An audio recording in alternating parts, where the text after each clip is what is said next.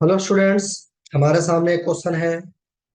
एक बार क्वेश्चन को आप पढ़ लें और उसके बाद खुद से अटेम्प्ट करें, उसके बाद सॉल्यूशन देखें। ओके।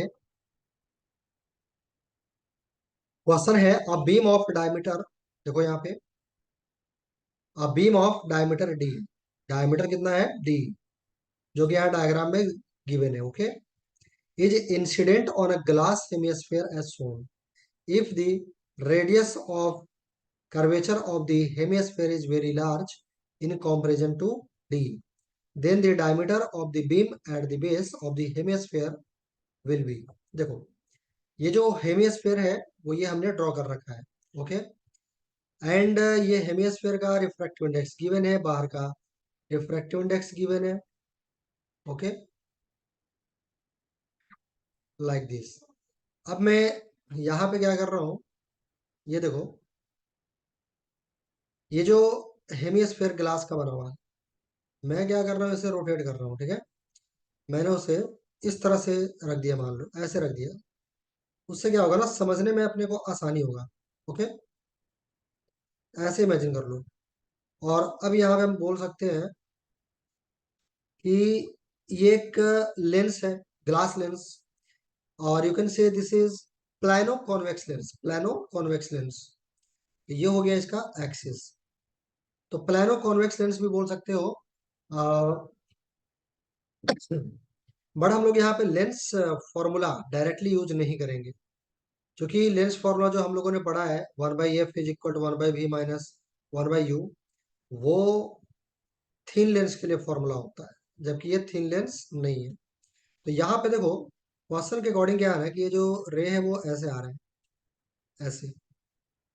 ठीक है, जो कि एक्सिस के पैरेलल आ रहा है, हम ऐसा बोल सकते हैं। और अब इसे लेंस तो जरूर है, बट हम इसे लेंस की तरह ट्रीट नहीं कर रहे हैं। हम इसे ये बात कर रहे हैं कि जैसे आपने पढ़ा है कि अगर कोई स्फेरिकल बाउंड्री है जो दो मीडियम को सेपरेट कर रहा हो, स्फेरिकल बाउंड्री। तो यहाँ पर हम लोगों ने पढ़ा है कि अगर ये मान लो N1 है, इधर N2 है, तो हम लोगों ने फॉर्मूला पढ़ा है N2/v minus N1/u equals to N2 minus N1/r, है ना? ये हम लोगों ने पढ़ा है। मैं बस यही अप्लाई करने वाला हूँ कि एक स्फेरिकल बाउंड्री है जिसके लेफ्ट साइड में एयर है और राइट साइड में ये ग्लास मीडियम है। ठीक है ना? मतलब ये जो स्फेरिकल बाउंड्री है वो दो मीडियम को सेपरेट कर रहा है। हम ये फॉर्मूला अप्लाई कर सकते हैं। ठीक है ना?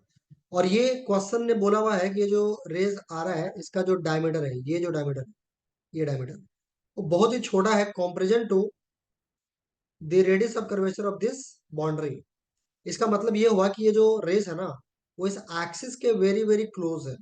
That means we can assume these rays are paraxial rays, these rays are paraxial rays, not marginal rays। Okay. और ये जो फॉर्मूला होता है paraxial rays के केस में ही वैलिड होता है, तो हम लोग यहाँ पर बहुत ही अच्छे से अप्लाई कर सकते हैं। ठीक है ना? तो इससे हमें ये पता चल जाएगा कि ये जो रे पैरेलल हमने इंसिडेंट कराया है वो कहाँ जा करके कन्वर्ज करेगा। ठीक है। तो देखो, मैं यहाँ पर इमेज पता करने जा रहा हूँ, इमेज, कि आखिर ये जो रेज है वो कहाँ जाके कन्वर्ट करेगा, मतलब कहाँ पे इमेज बनाएगा। हम यहाँ पर ये बोल सकते हैं कि जो बाउंड्री है इसके लिए ऑब्जेक्ट कहाँ रखा हुआ, इनफाइनाइट पे, चूंकि पैरेलल रेज आ रहा है तो इनफाइनाइट पे ऑब्जेक्ट रखा हुआ है, ऐसा ट्रीट कर सकते हैं। ठीक है ना? और इमेज कहाँ बनेगा, तो ये फॉर्मूला अप्लाई कर लेंगे। तो देखो एन टू क्या होता है, वो मीडियम का रिफ्रैक्टिव इंडेक्स जिसमें रे जा रहा होता है। तो ये रे कहाँ से कहाँ जा रहा है, एयर टू ग्लास मीडियम, है ना? तो N2 वो होता है जिस मीडियम में रे जा रहा होता है। तो N2 का मतलब ग्लास वाले का रिफ्रैक्टिव इंडेक्स, दैट मीन्स 3/2। और भी हम पता करना चाह रहे हैं, माइनस N1 वो मीडियम का रिफ्रैक्टिव इंडेक्स होता है जहां से रे कमिंग हो रहा होता, आ रहा होता है।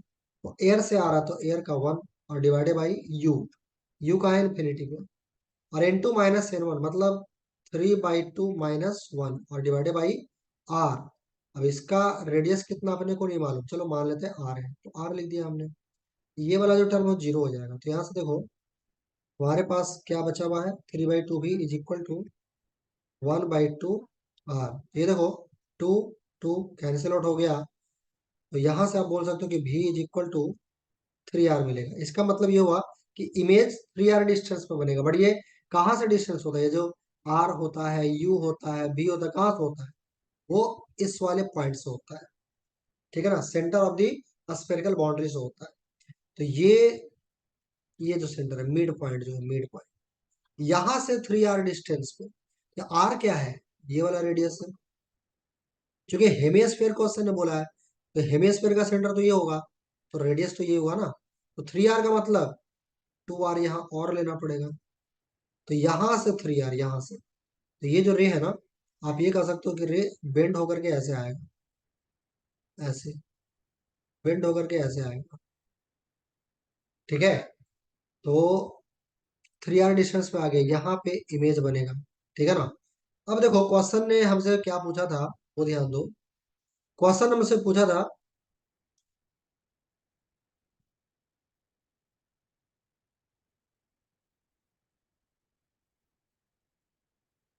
क्वेश्चन ने हमसे पूछा था कि ये जो बॉटम है, ये वाला जो बॉटम है, ये बॉटम से जब बीम पास करेगा तो उसका डायमीटर क्या होगा? तो देखो हमने घुमा दिया है ना स्फीयर को, तो बॉटम तो ये हो गया है, तो इसका ये वाला डायमीटर ये। तो देखो यहाँ पर अगर देखा जाए ध्यान से, तो ये बहुत ही, चूंकि पैरेक्सल रे है तो ये बहुत ही नजदीक है, क्लोज है एक्सिस के। और ये जो रेडियस है स्फीयर का वो काफी लार्ज है। तो हम यहाँ से यहाँ तक के डिस्टेंस को एक स्ट्रेट मान सकते हैं। जो आर्क है ना, हम इसे स्ट्रेट लाइन मान सकते हैं, क्योंकि ये बहुत ही छोटा है। तो यहाँ पर देखो, इसे मैंने स्ट्रेट बना दिया, और ये ऐसे आया, ऐसे। ठीक है, और यहाँ पे ये वाला पार्ट जो है ना, ये वाला पार्ट मैंने यहाँ बना दिया। मतलब अगर मैं आपसे बोलूँ कि ये P है और ये Q है, तो ये P और ये Q है। और ये मान लो अगर A है और ये B है, तो ये रहा AB। ठीक है ना। तो यहाँ से ऐसे आ रहा था रे, यहाँ से ऐसे आ रहा था, ऐसे पैरेलल। लेकिन आगे जाके वो बेंड हो गया, कन्वर्ज कर गया। ठीक है, तो अब देखो मैं क्या बोल रहा हूँ। क्वेश्चन के अकॉर्डिंग ये डिस्टेंस कितना हो गया? सॉरी, आफ्टर सॉल्यूशन में पता चला कि डिस्टेंस 3r है।